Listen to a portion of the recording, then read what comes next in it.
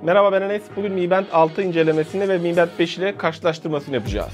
Mi Band 6 kasa olarak Mi Band 5 ile birebir aynı olsa da ekranı %50 oranında büyümüş ve kasasının içi tamamen ekran ile kaplanmış. Yani 1.1 inçten 1.56 inçe büyümüş ekran. Mi Band 5 modelinde olduğu gibi 6 modelinin de ekranı 450 nitlik bir parlaklık sunuyor. Maalesef otomatik parlaklık ayar seçeneği eklenmemiş Mi Band 6 modeline. Ağırlık olarak da Mi Band 6 modeli yarım gram daha ağır. Mi Band 6 modeli kasa olarak ve kordon olarak birebir 5 modeliyle aynı. Yani daha önce eğer 5 modeli için kordon aldıysanız direkt 6 modelinde bu kordonları kullanmaya devam edebilirsiniz. Yine 6 modelinde 5 modelinde olduğu gibi mıknatıslı bir şarj aleti geliyor ve 5 modelindeki bu mıknatıslı şarj aleti 6'ya da uyuyor. Şarj aletinin altındaki sensörlere baktığımızda burada bir adet SpO2 yani kandaki oksijen miktarını ölçmemize yarayan bir sensör eklendiğini görüyoruz. İki bilekliğinde genel malzeme kaliteleri birebir aynı. 6 modelinde 5 modeline göre önemli bir yenilik olarak kandaki oksijen miktarını ölçebiliyor. Özellikle bu pandemi sürecinde bu kandaki oksijen miktarının ölçülmesi oldukça önemli. Bu değerin de %95 ile %100 arasında olması gerekiyor normal değer olarak. Yine Mi Band 5 modelinde 11 adet spor modu bulunurken Mi Band 6 modelinde 19 adet spor daha ekleniyor burada gördüğünüz sporlar. Ve toplamda 30 adet sporu destekliyor Mi Band 6 modeli. Ekstra olarak yürüyüş, koşma, bisiklet, eliptik bisiklet ve kürek çekme gibi sporları da otomatikman algılayabiliyor. Bunun için ayarlar kısmına gelip buradan otomatik algılama seçeneğine gelerek buradan hangi sporu otomatik algılamasını istiyorsanız eğer direkt o sporları işaretlediğiniz zaman bu sporu belli bir süre yaptığınız zaman otomatikman bileklik bu sporu yaptığınızı algılıyor ve bu sporu kayıt altına alıyor. Yine Mi Band 6 modelinde 5 modeline göre önemli değişikliklerden birisi de sporlara ekstra olarak kalori, süre veya mesafe gibi hedefler belirtebiliyoruz. Yine spor konusunda antrenman geçmişi veya önceki antrenmanları görme imkanı da bulunuyor Mi Band 6 modelinde. Mi Band 5 modelinde akıllı bileklik üzerinden sadece daha öncesinde uygulaması üzerinden ayarladığımız alarmları aktive edebilirken Mi Band 6 modelinde istediğimiz gibi kendimiz buradan eski alarmları değiştirebiliyoruz veya direkt yeni alarm da ekleyebiliyoruz direkt bileklik üzerinden. Bu da oldukça kullanışlı bir özellik olmuş. Yine Mi Band 6 modelinde bir başka yenilik olarak da uyku sırasında nefes alma kalitesini izleme özelliği de eklenmiş. Bu sayede uyku sırasındaki nefes alma kalitesini de ölçebiliyor artık Mi Band 6 modeli. Mi Band 6 modelinde bileklik üzerinden kameraya fotoğraf çekme talimatı, telefonu bul, kronometre veya geri sayım gibi ortak özelliklerde korunmuş. Yine 5 modelinde olduğu gibi nefes alma egzersizi ve bayan sağlığı takibi özellikleri de Mi Band 6 modelinde korunmuş.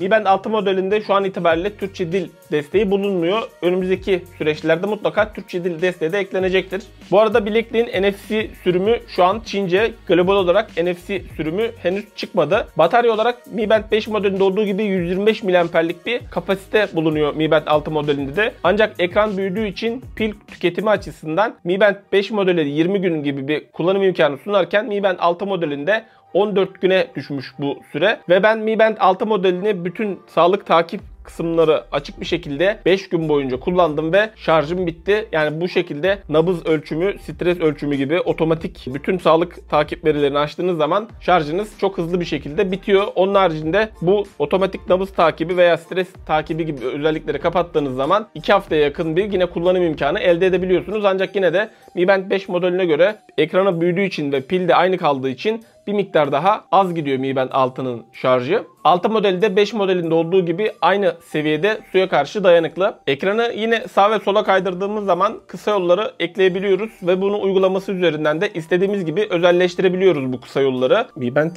5 modelinde şurada gördüğünüz gibi bir dokunmatik alan bulunurken 6 modelinde herhangi bir dokunmatik yer bulunmuyor. Ekranın herhangi bir yerine dokunduğunuz zaman direkt ekran uyanıyor. Mi Band 5'te ise buradaki yere dokunmanız gerekiyor. Ekranın büyümesi menü kullanımında da bilekliği daha kolay bir şekilde kullanmamıza olanak sağlamış. Mi Band 6 modelinde home butonunun kaybolması bazen iç menülerden ana menüye dönme konusunda 3-4 kere elinizi soldan sağa doğru çekmeniz gerekebiliyor. Yani Mi Band 5 modelindeki ana menüye dönme özelliği bazı durumlarda oldukça işe yarıyormuş. Çok kullanışsız bir durum olmamış 6 modelinde, ancak bu direkt bir kısa yolla ana menüye dönmek daha kullanışlı geldi bana açıkçası. Yine 6 modelinde devamlı açık ekran özelliği bulunmuyor. Ekranı maksimum 10 saniye boyunca görebiliyoruz. Mi Band 6 modelinin bu şekilde aşağı doğru inen menü tasarımı Honor Band 6'nın menülerini oldukça anımsattı bana. Bildirim kısmına geldiğimiz zaman ekran büyüdüğü için daha rahat bir şekilde mesajları okuyabiliyoruz. Türkçe karakterleri rahat bir şekilde gösterebiliyor. Yine bazı emojileri de gösterebiliyor Mi Band 6 modeli. Herhangi bir şekilde bildirim kaçırma veya bildirimleri göstermeme gibi bir durumla da karşılaşmadım. Yine gelen aramaları ister reddedebiliyoruz, istersek de sessize alabiliyoruz. Ölçüm tutarlılığı kısmına geldiğimiz zaman iki bilekliği de bir gün boyunca sağ koluma taktım.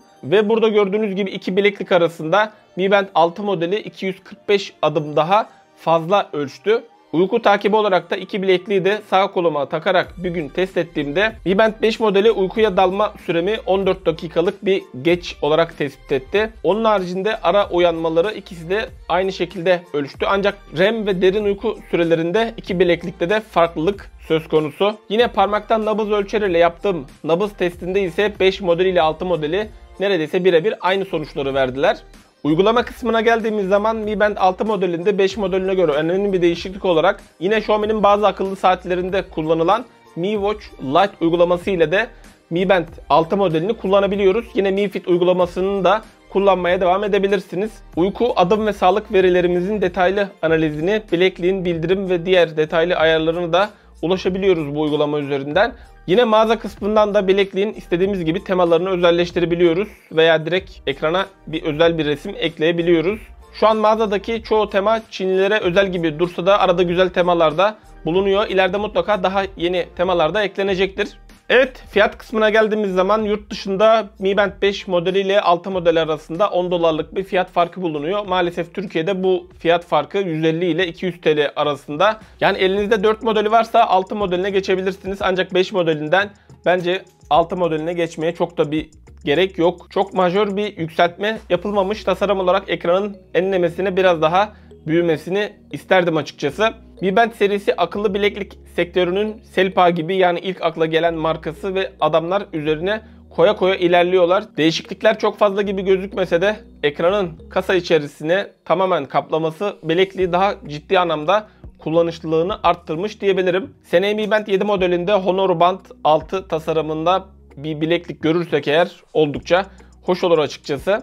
Siz Mi Band 6 modeli hakkında ne düşünüyorsunuz? Yorumlar kısmında belirtin lütfen. Video işinize yaradıysa beğenmeyi ve yeni videolarımı kaçırmamak için kanalıma abone olup zil butonuna basmayı unutmayın. Bir sonraki videoda görüşmek üzere. Hoşçakalın.